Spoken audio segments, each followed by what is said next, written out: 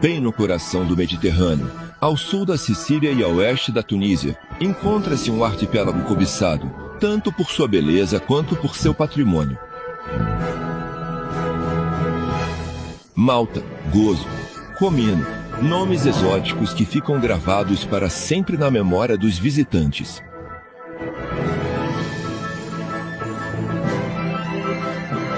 Do topo dessas falésias até as profundezas dos abismos, o arquipélago de Malta está repleto de tesouros escondidos.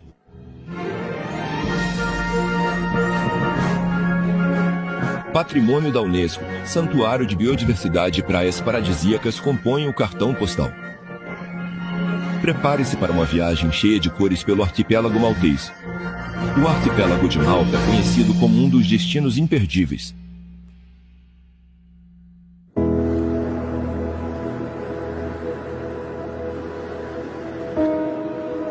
O arquipélago de Malta é conhecido como um dos destinos imperdíveis da história. Passageiros de cruzeiro. Todas as manhãs, ao nascer do sol, enormes transatlânticos entram no porto de Valletta, a capital. No meio desses gigantes dos mares, alguns apaixonados desafiam o tempo remando, a bordo de uma embarcação tradicional, o Gzais. Para Joseph, o presidente da Associação de Remo, esse esporte representa os valores culturais e humanistas do país. A primeira vez que vi uma regata como essa, e eu era criança, eu fiquei fascinado. Quando você rema, faz parte de uma equipe. Você consegue sentir o poder, a energia de cada membro do grupo. Em Malta, temos muita sorte de remar neste porto magnífico, cercado de natureza e história.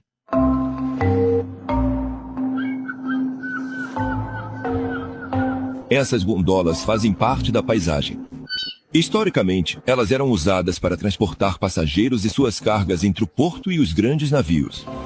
Hoje em dia, as Gzais funcionam como barcos-táxi.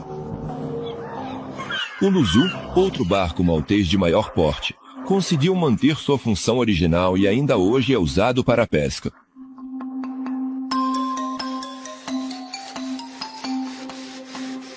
Seja na fabricação ou na manutenção, a maioria desses barcos já passou pelas mãos de Andrés. O amor dele pela madeira é uma história de família que atravessa várias gerações. Eu aprendi com meu avô. Comecei aos 11 anos nesta garagem com ele, um dos galpões do meu avô.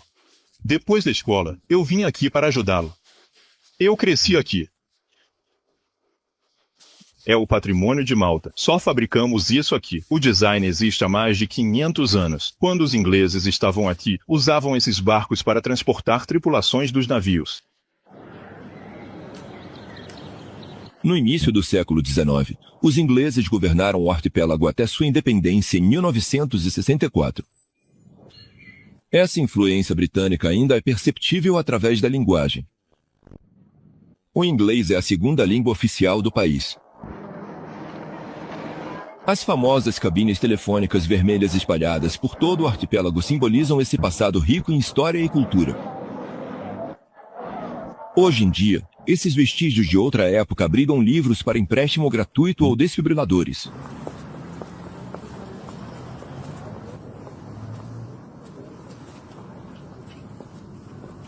Para admirar uma das outras marcas mais reconhecíveis da paisagem urbana de Malta, é preciso olhar para cima. Essas varandas típicas, chamadas de galerija, são um dos elementos arquitetônicos mais emblemáticos do arquipélago. Sua influência árabe, espanhola e siciliana testemunha as diferentes dominações da ilha ao longo das épocas. Mas a galerija ganhou popularidade especialmente no século XVII, sob a influência do estilo barroco, muito presente nesse período. Projetadas para proteger os moradores do calor intenso, ao mesmo tempo em que oferecem boa ventilação, elas também permitem observar a rua sem ser visto. Essas sacadas representavam o prestígio social para as famílias abastadas, que as decoravam com esculturas e entalhes refinados em madeira. A colonização de Malta foi primeiramente realizada pelos fenícios, romanos e árabes. Depois, na Idade Média, veio a Ordem dos Cavaleiros de São João, conhecida como Hospitalários, que fundou a mítica Ordem de Malta, ainda ativa nos dias de hoje. Essa comunidade militar e religiosa, originária de Jerusalém, transformou o arquipélago em uma fortaleza temível. Devemos a eles, em especial, a construção de Valeta, a capital. O edifício mais famoso dessa época é a Cocatedral de São João. Ela compartilha seu título com outra catedral da ilha. Sua fachada de pedra calcária é típica da arquitetura militar da época. A austeridade exterior contrasta com seu interior ricamente decorado.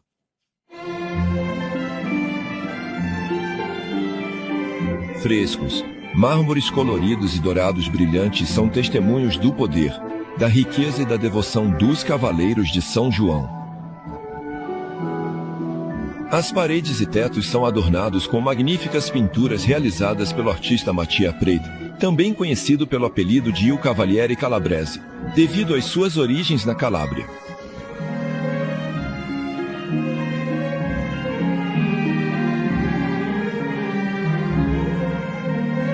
O chão é composto por mais de 400 lápides de mármore. Elas são incrustadas com os brasões e as epígrafes dos cavaleiros falecidos.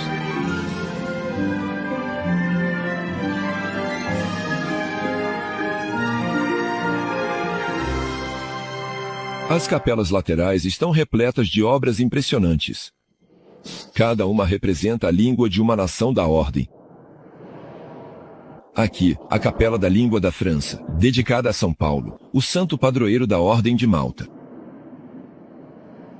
Ali, a Capela da Língua Anglo-Bávara dedicada a São Carlos Borromeu, o importante reformador da Igreja Católica. A pintura mais famosa da Cocatedral é a Decapitação de São João Batista, pintada por Caravaggio.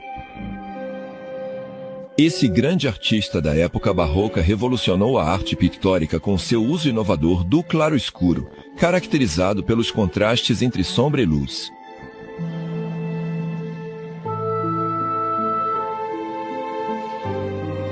Essa pintura monumental, com mais de 15 metros quadrados, é a única obra que Michelangelo da Caravaggio assinou durante toda a sua carreira.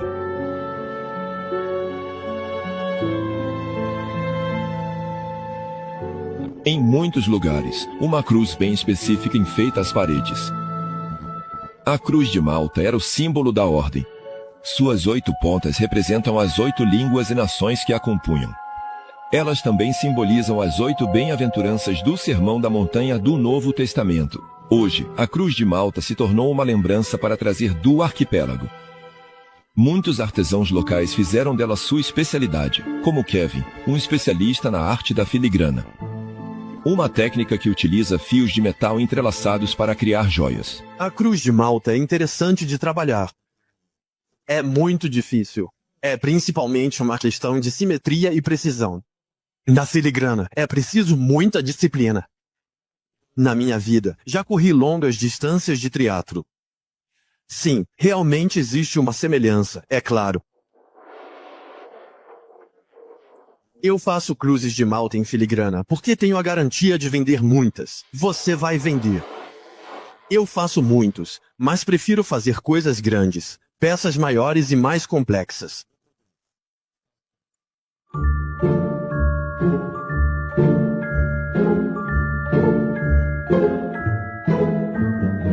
É uma tensão constante. Consigo trabalhar 3 ou 4 horas seguidas e preciso parar.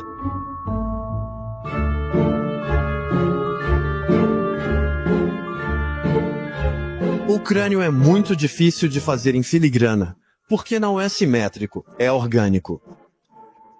Então foi muito difícil. Levei 41 dias para fazer esse crânio. Ele é composto por 138 peças.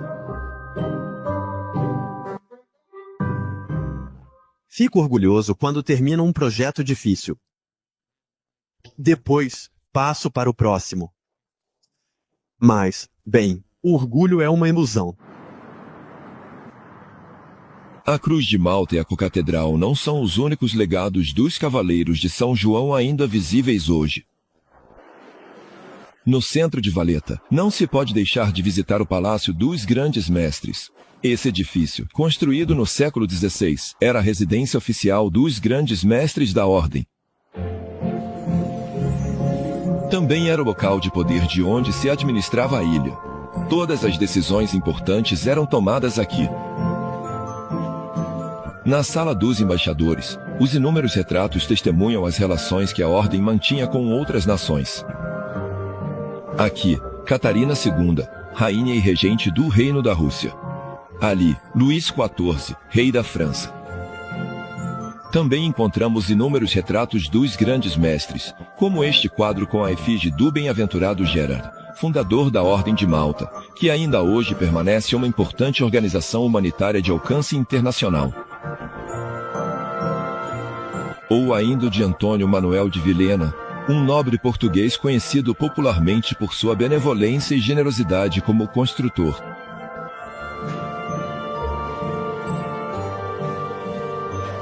O palácio também é famoso por sua sala de armas, uma coleção que impressiona tanto pelo tamanho quanto pela qualidade das peças expostas. Algumas são surpreendentes, como esta espada-pistola, ou estes belíssimos frascos de pólvora finamente decorados.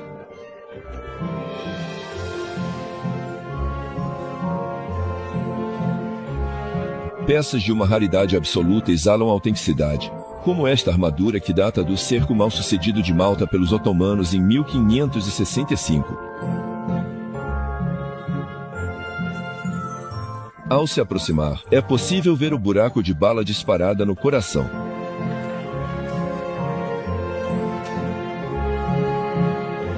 Nesta aqui, o que chama a atenção é o nome do cavaleiro gravado no metal, o conde italiano Pompeo L. Tabiumini.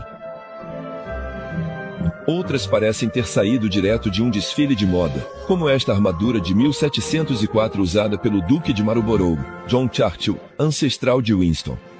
Ela foi especialmente criada para celebrar uma importante vitória dos britânicos durante a Guerra de Sucessão Espanhola.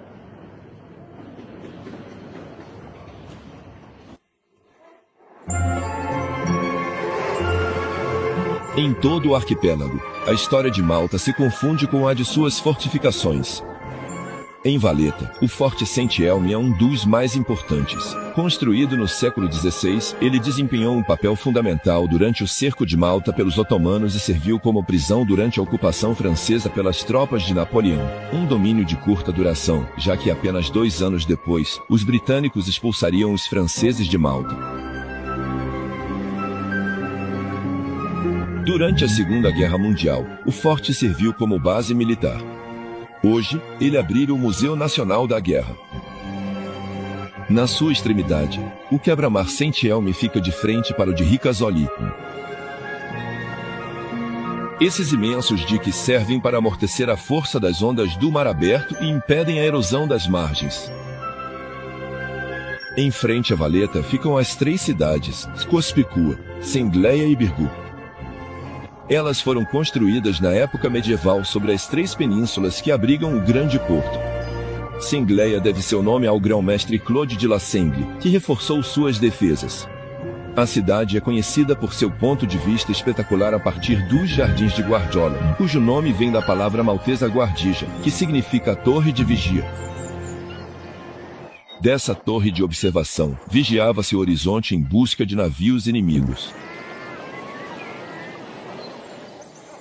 Esses elementos ilustram o papel crucial que essa pequena varanda desempenhava na defesa e segurança de Malta. A orelha monitora a atividade das gaivotas ao largo, sinalizando a chegada de barcos. O pássaro, parado em uma perna só, permanece sempre alerta.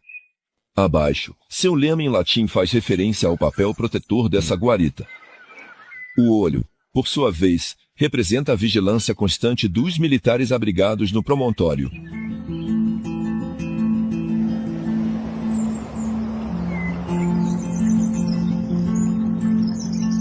Os jardins oferecem uma vista deslumbrante da cidade de Cospicua e do Forte Saint-Ange, localizado na cidade de Birgu. As origens desse edifício permanecem misteriosas. O primeiro registro escrito de sua existência data do século XIII, durante a dominação siciliana. Aos seus pés, de cada lado da muralha, veleiros e iates de luxo ficam ancorados o ano inteiro.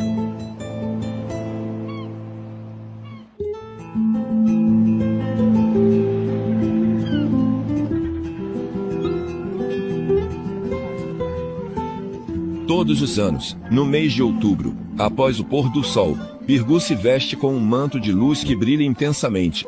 Por toda parte nas ruas, uma multidão de velas ilumina o centro da cidade durante um festival cheio de cores. Essa homenagem aos métodos históricos de iluminação cria uma atmosfera mágica e encantadora.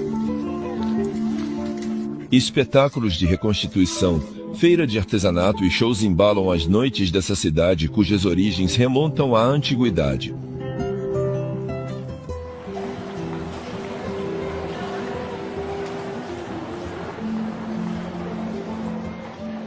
O evento mais aguardado por todos, sem dúvida, o desfile da Jackson's Pipe Band.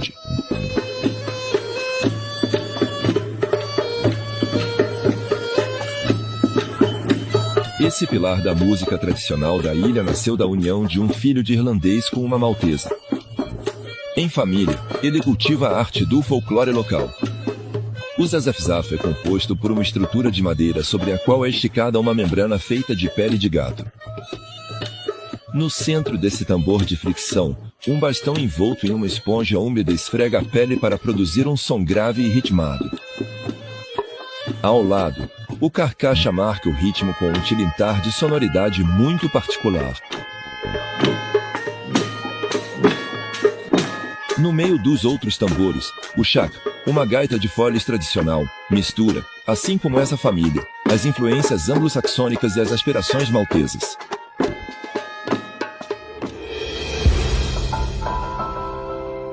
No entanto, o destino desse instrumento é frágil. Na ilha, apenas um artesão ainda possui esse saber fazer ancestral.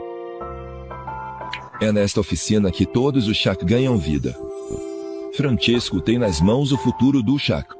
Uma grande responsabilidade para esse jovem de 30 e poucos anos, natural de Malta. Ser o último é uma pressão. E se você quiser fazer isso, se você for fazer, tem que fazer direito. É preciso trabalhar um pouco mais porque, se alguém pedir não posso recusar, já que sou o único que tem esse conhecimento.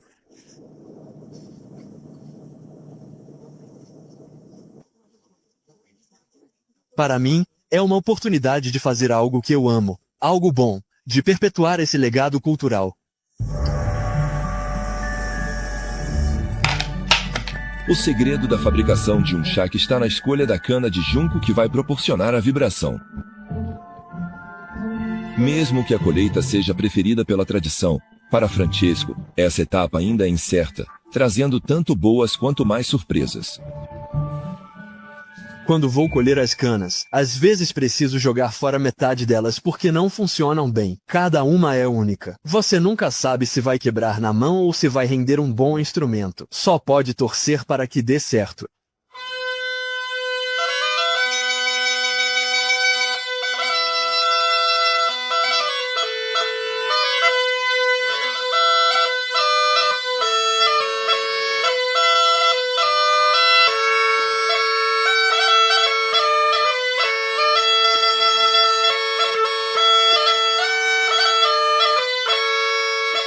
A outra paixão de Francesco é o mountain bike. O que ele mais gosta é descer as ladeiras e encarar as subidas, no meio de uma natureza de tirar o fôlego. Mas, mesmo assim, a paixão pelo shak nunca está muito distante. Quando eu fabrico esse instrumento, é como um instinto primitivo, como se eu estivesse pedalando de bicicleta numa montanha. É muito difícil. Mas quando você chega ao topo, tudo fica perfeito.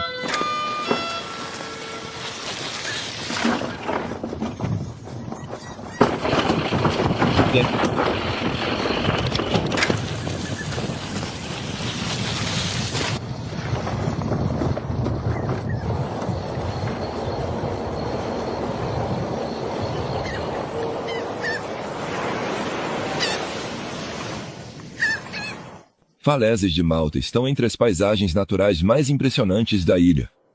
Elas oferecem vistas espetaculares e desempenham um papel crucial no ecossistema local. Elas representam mais de 60% da costa e são um elemento-chave do patrimônio natural.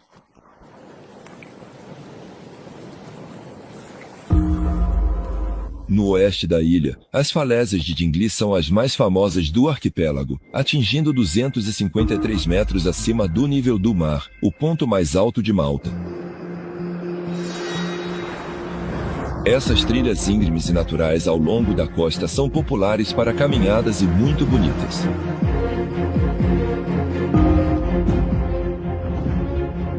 Um pouco mais ao norte das falésias de Dingli fica a de Migera e Uferra, um local de escalada renomado.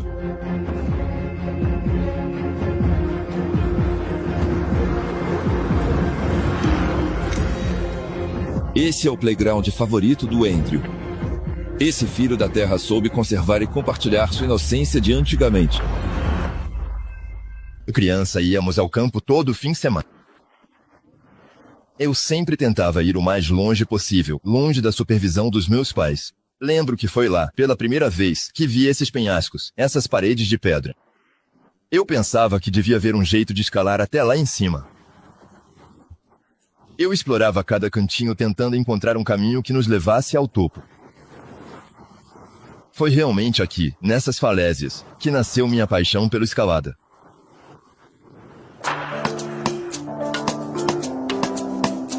Andrew oferece experiências que misturam esporte e aventura nesse cenário natural e encantador.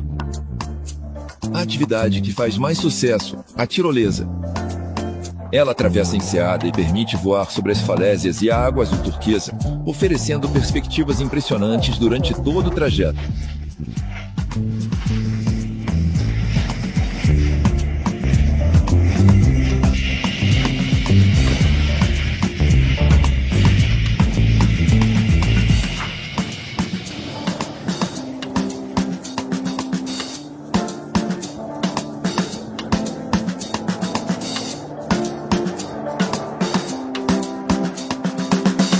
Essa costa selvagem guarda outras maravilhas, como a Gruta Azul. Essa joia natural oferece um espetáculo fascinante de cores e luzes. Segundo a lenda, esse era antigamente o esconderijo das sereias que, com seus cantos encantadores, atraíam os marinheiros para o fundo do mar.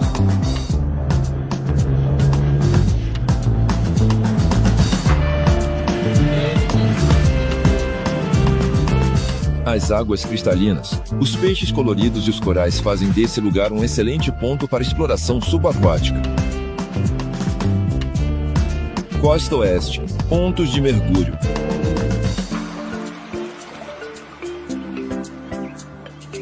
Muitas pequenas enseadas servem como ponto de partida para passeios aquáticos até os abismos, onde se escondem incríveis vestígios a serem descobertos. Lee, um inglês que mora em Malta, oferece cursos de mergulho e excursões pelas profundezas da ilha. Desprenda sua lanterna para poder movimentá-la melhor. Deixe um pouco de folga. Depois, quando eu vejo bem onde estou e está tudo certo, posso apertar prendendo na minha cintura. Depois, posso observar o ambiente assim ou assim, trazer de volta e diminuir a linha. E quando tudo está bem iluminado, consigo ver muitos peixes. Ok? Ok, acho que estamos prontos aqui. Malta é realmente o meu lugar favorito para mergulhar no mundo.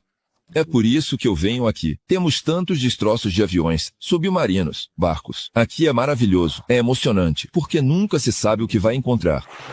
Às vezes, vemos pequenos atuns, às vezes xaréus, às vezes barracudas. A gente nunca tem certeza do que vai encontrar.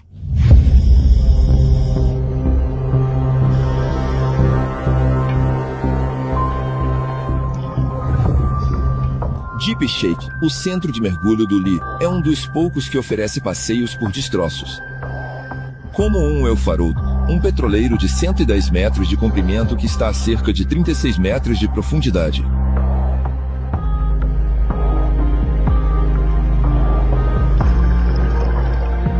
Afundado propositalmente para se tornar um recife artificial, hoje é o ponto de mergulho mais popular de Malta.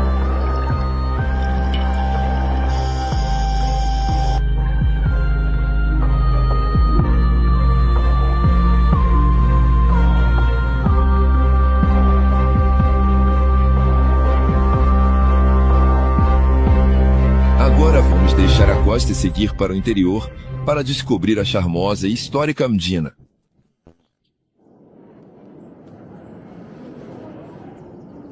Fundada por bizantinos século VII, a cidade serviu como capital até a chegada dos Cavaleiros de São João.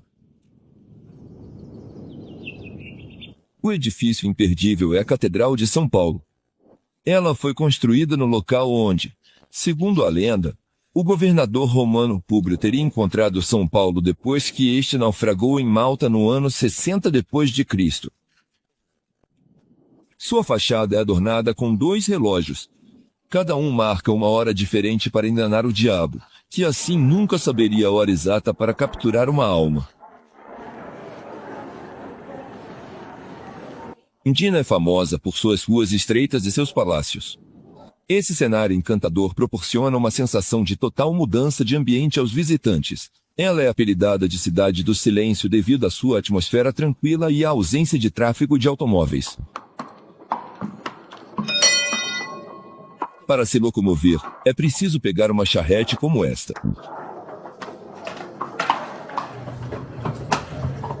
Jimmy, o cocheiro, não trocaria de profissão por nada neste mundo. É um verdadeiro prazer passear por Mdina. Leva os turistas para descobrir a cidade velha, ver os palácios, as muralhas, o museu e a catedral.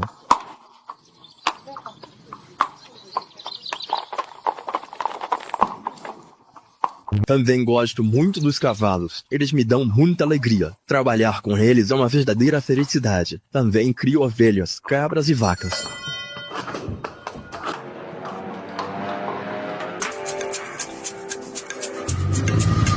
Fora das muralhas, quando os carros voltam a circular, é mais uma viagem no tempo. Todo ano, no início do outono, o Malta Classic convida todos os amantes de carros antigos. Alguns modelos como este valem mais de 100 mil euros. Justine é um desses apaixonados. Ao volante de seu Jaguar dos anos 70, ele revive sua juventude nas estradas sinuosas de Mdina. Esse filho da terra, que teve sucesso nos negócios, coleciona joias. Sua última loucura, um palácio no coração da cidade velha que ele transformou em um hotel de luxo. Esta é a antiga corte de justiça da antiga capital Mdina. Diovindina. Olha essa vista para a praça e para este terraço. Ela se chama Logia do Arauto. É o lugar onde as proclamações eram lidas. As pessoas se reuniam aqui, em praça pública, para se manter informadas sobre as últimas novidades. É toda a história da ilha. É isso que dá charme ao terraço desta suíte. Eu cresci aqui. Quando era criança, a gente brincava de esconde-esconde nas ruas com minha irmã. E hoje estamos aqui, administrando o estabelecimento juntos. Por dentro, cada metro quadrado transporta o visitante para o século XVII, quando Chara Palace era propriedade da nobre família Moscati. Esses 17 quartos oferecem uma atmosfera que mistura o estilo barroco com móveis contemporâneos.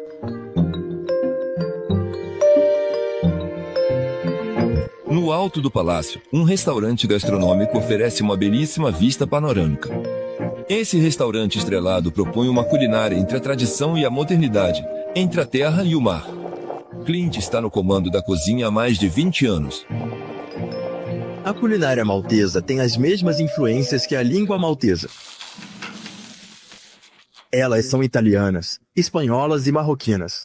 Muitas especiarias, massas e muito peixe.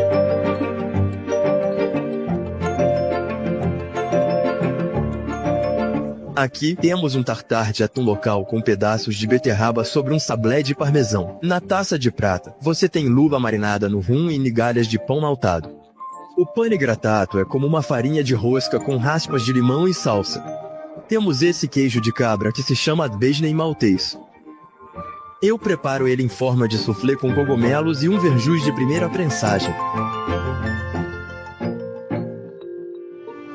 Esse queijo não é apenas uma delícia culinária, mas também um elemento do patrimônio gastronômico maltês. Ele é produzido em quantidade muito pequena e de forma artesanal nas fazendas locais, a partir do leite das cerca de 15 mil cabras e ovelhas presentes na ilha.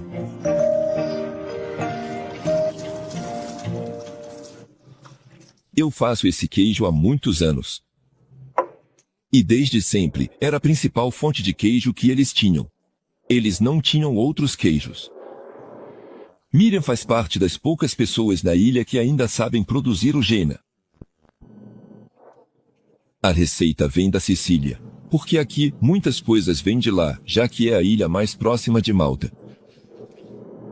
Embora Miriam use coalho químico e equipamentos de última geração, a receita em si continua a mesma desde tempos imemoriais. Leite coalhado, um pouco de sal e paciência para que o Jena fique pronto para ser degustado como queijo fresco.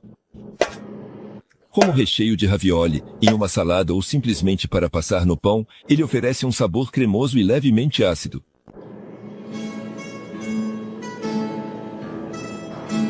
A maturação pode levar até 2 anos e ser acompanhada de pimenta do reino e pimenta.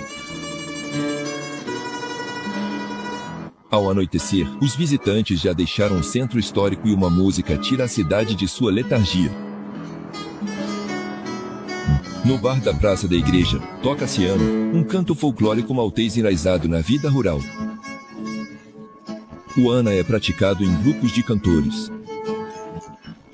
Eles se enfrentam em disputas verbais, humorísticas, ou improvisam, um após o outro, histórias populares ao som do violão.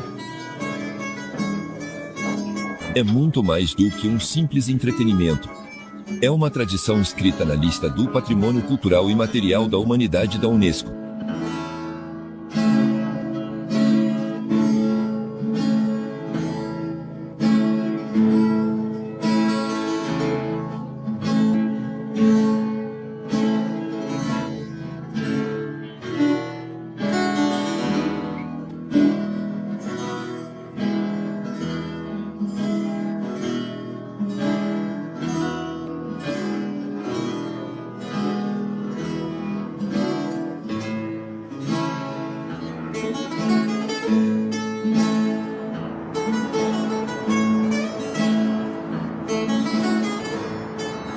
Vamos mais ao norte, para a segunda maior ilha do arquipélago, a Ilha de Gozo.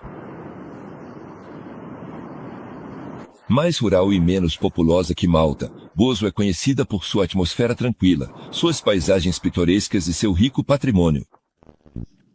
As enseadas de águas turquesas e seus campos em terraços atraem os amantes da natureza e da autenticidade. No verão, a temperatura da água não passa dos 28 graus. Um banho refrescante durante o calor intenso. Hama Bay, a praia mais famosa da ilha, se destaca por sua areia dourada com reflexos avermelhados. Segundo a lenda, é aqui que estaria escondida a Gruta de Calipso, onde Ulisses teria sido mantido pela ninfa na Odisseia de Homero.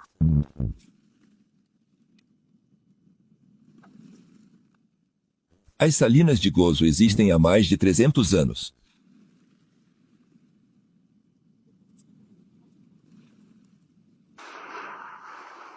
Os tanques escavados nas rochas são rasos. A água do mar é conduzida até lá para evaporar sob o sol, deixando para trás esses famosos cristais de sal.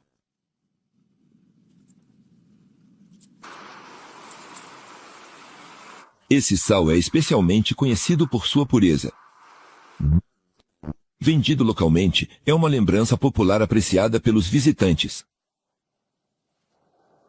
Algumas famílias continuam colhendo o sal de maneira tradicional. Todas as manhãs, Joséfine vem colher o ouro branco que ela venderá durante o resto do dia. Os pincéis de aço aqui, esses pântanos salgados sustentam minha família há muito tempo.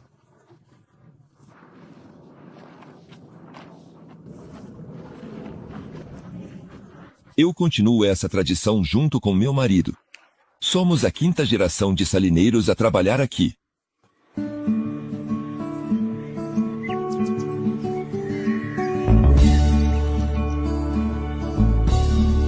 Gozo é frequentemente chamada de celeiro de Malta, por causa do seu papel histórico na produção agrícola para todo o arquipélago. Os solos de Gozo, mais ricos do que os da ilha vizinha, permitem uma produção abundante de tomates e azeitonas. O arquipélago oferece um ambiente ideal para o cultivo da romã. Seu clima quente, com muito sol e solo calcário, proporciona as condições essenciais para o desenvolvimento das romãzeiras. Em Gozo, às vezes também se encontram cachos de bananas. Com os invernos ficando mais amenos, essa fruta de clima originalmente subtropical conseguiu se adaptar e proliferar nos jardins dos moradores. Rumo a Rabat, a principal cidade da ilha, para visitar a Catedral Nossa Senhora da Assunção. Ela foi construída sobre as ruínas de um templo romano dedicado a Juno, rainha dos deuses e protetora da fertilidade.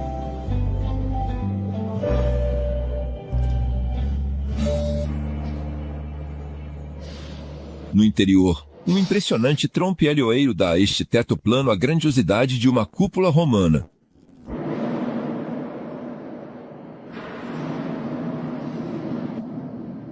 Por atenção aos detalhes, o artista Antônio Manuel da Messina chegou até a pintar este lagarto, que parece dourado ao sol, grudado em um vidro.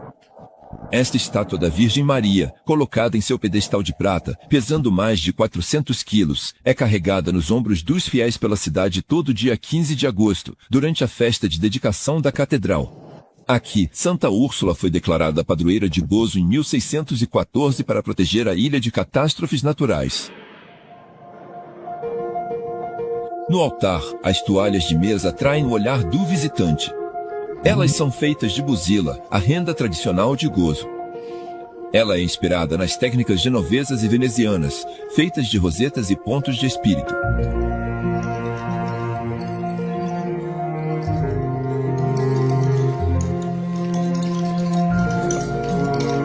Esses motivos são feitos com a ajuda de gazeles, pequenas bobinas alongadas nas quais se enrola fio de seda ou linho. Os moldes são colocados sobre uma pequena almofada, chamada trashgut, feita de palha e papel. Em Gozo, a arte de manusear o fuso é uma tradição feminina há mais de 400 anos. Mariane é professora de Bidzila. Gente de toda a Europa vem para ouvir seus preciosos conselhos. O comprimento do fio não deve ser nem muito curto nem muito longo. Gira e cruza.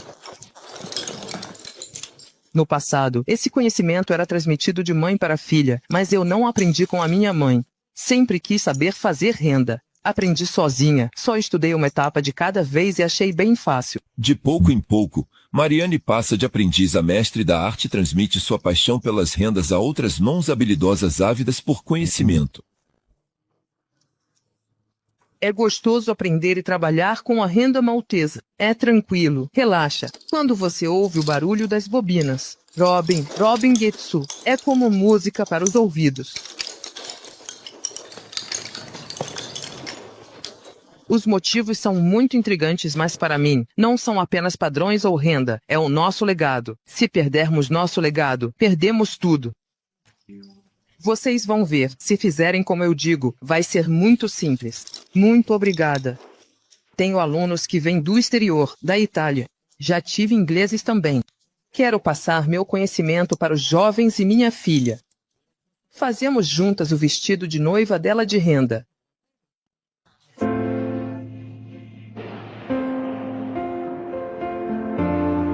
Essa renda preciosa costuma estar presente no guarda-roupa das salas de espetáculos de Gozo. No Teatro Aurora, em Rabat, alguns minutos antes do ensaio geral, todo mundo está ocupado nos bastidores. Para manter uma vida cultural de destaque nesta ilha de apenas 30 mil habitantes, os goeses se envolvem pessoalmente na produção dos espetáculos. Débora participa voluntariamente da apresentação da ópera de Puccini, Madame Butterfly. Isso me deixa muito feliz, muito orgulhosa de mim mesma.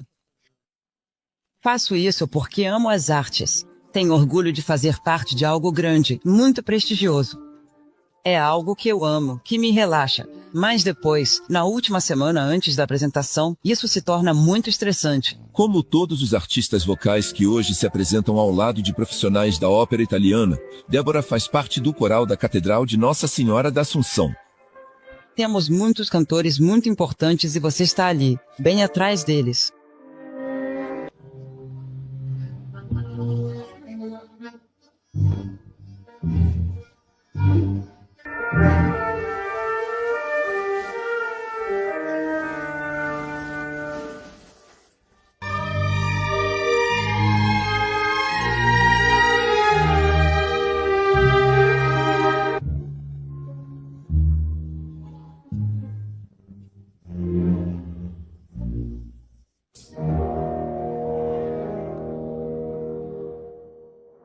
o coral da Catedral de Notre-Dame de l'Assomption criou, em 1863, a Sociedade Filarmônica Leone.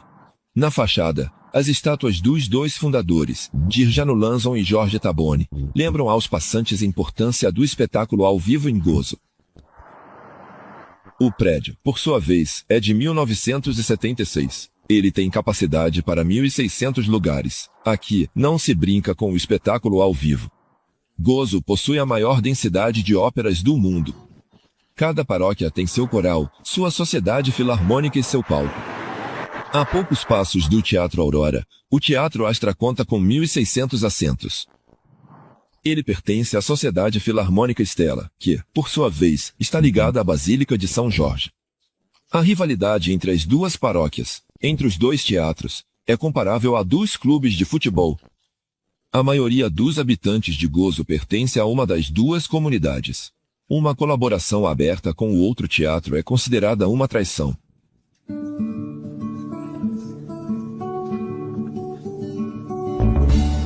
Gozo não é conhecido apenas pela qualidade de suas óperas ou pela beleza de suas praias. É também um lugar internacionalmente renomado por seu patrimônio histórico. Os templos de Gantija, localizados no centro da ilha, são as estruturas megalíticas mais antigas e entre as mais bem preservadas do mundo.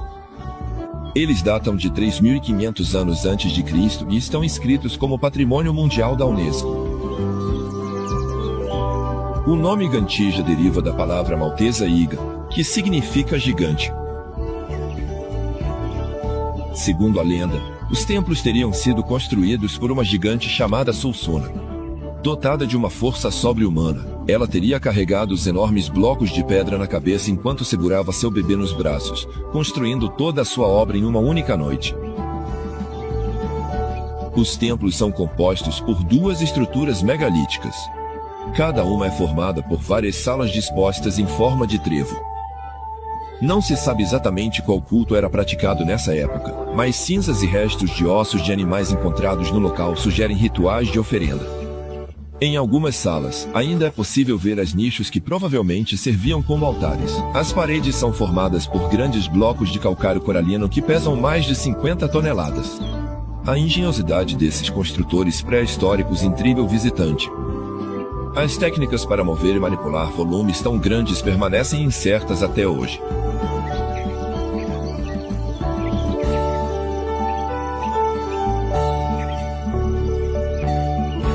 Em 1901, um terremoto devastou essas estruturas monumentais cuja robustez havia resistido ao tempo até então. Mas as pinturas do artista Charles Frederick de Brockdorff, datadas do final do século XIX, ilustram perfeitamente o estado do sítio quando foi descoberto cerca de 100 anos antes.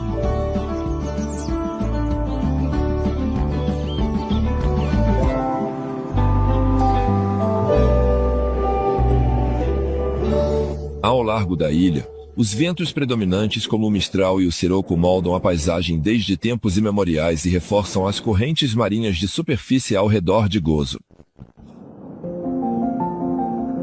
Se o arquipélago é famoso por sua navegação de lazer, os navegadores permanecem atentos às variações de corrente ao passar entre Gozo e as ilhas vizinhas. É nessas condições particulares que a equipe do Gozo Dream gosta de treinar. Este veleiro novinho em folha, com 12 metros de comprimento, é financiado em parte pelas autoridades locais. Orgulho de muitos malteses, o Gozo Dream faz sonhar crianças e adultos. Sua tripulação treina para a corrida mais importante do arquipélago, a Rolex Middle Sea Race, uma regata de veleiros profissionais que faz um percurso de mais de 1.000 quilômetros entre Malta, Sicília e Lampedusa. Nils, pega a Adrice e enrola ao redor. Junte-se a eles rápido. Ótimo. A Gozo Druid é composta por voluntários que têm apenas uma ideia em mente: fazer brilhar as cores do arquipélago ao lado das maiores equipes do momento. Noel, o capitão, está no comando desse sonho acordado desde o início da aventura. O projeto de participar dessa corrida surgiu em nossas cabeças há 25 anos. Vamos mudar de bordo. Obrigado. E com os 53 mil torcedores que o arquipélago tem, Noel e os marinheiros não podem cometer erros. O objetivo para a próxima corrida: não chegar por último e aproveitar cada segundo. Tem adrenalina, às vezes tem tensão, às vezes acontecem coisas imprevisíveis e a gente vai muito rápido.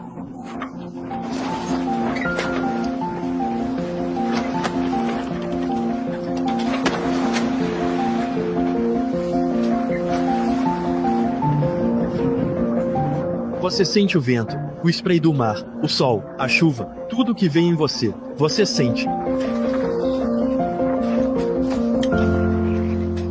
Noel e sua equipe navegam para o sul, em direção à ilha de Comino. Localizada entre Malta e Gozo, com uma área de apenas 3,5 km², é a menor das 3 ilhas principais do arquipélago.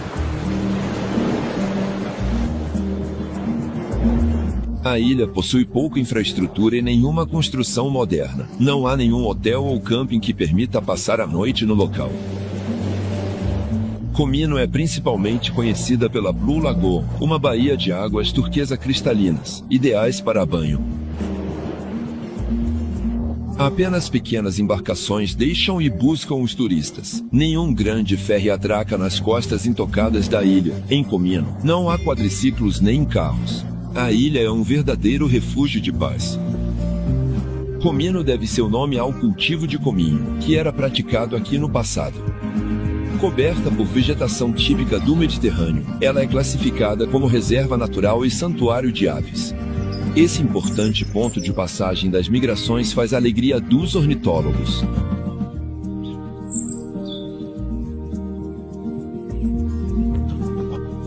Ryan passa aqui a maior parte do seu tempo livre. Todos os dias, em suas redes, uma infinidade de espécies vem completar o inventário minucioso da Associação Ambiental BirdLife International. Fundada em 1922, ela é dedicada à conservação das aves, de seu habitat e da biodiversidade. Ela goza de grande renome mundial, pois é a mais antiga organização internacional dedicada à proteção das aves. As redes, colocadas apenas durante a coleta das espécies, são inofensivas, desde que se tenha a técnica e a paciência que o Ryan possui.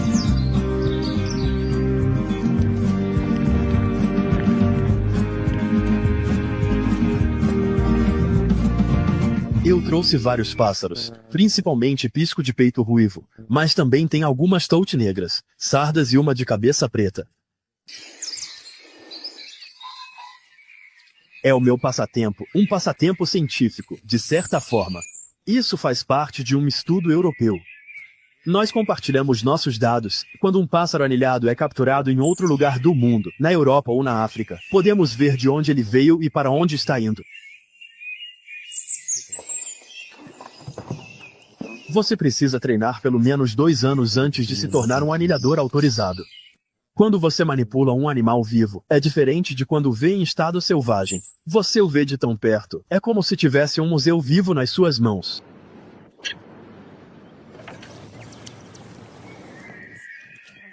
Depois de anilhar o pássaro com um número de identificação, uma série de informações é coletada sobre o animal. O objetivo é conhecer ao máximo as espécies para poder protegê-las em caso de declínio.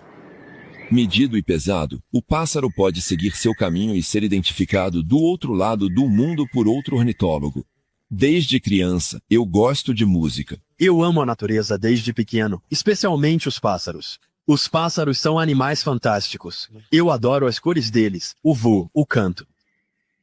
Esse amor pelos pássaros, Ryan transmitiu ao filho. Desde pequeno, junto com o pai, Nicholas manipula os passeriformes de todos os cantos. Nós compartilhamos experiências juntos.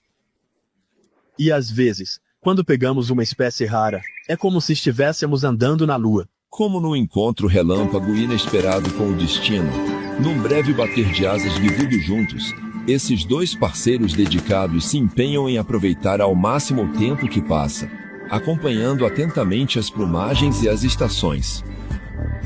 Às vezes, nós saímos de férias juntos. Chamamos de férias dos pássaros. A gente simplesmente vai observar a natureza, fotografar a natureza. É isso que são as nossas férias.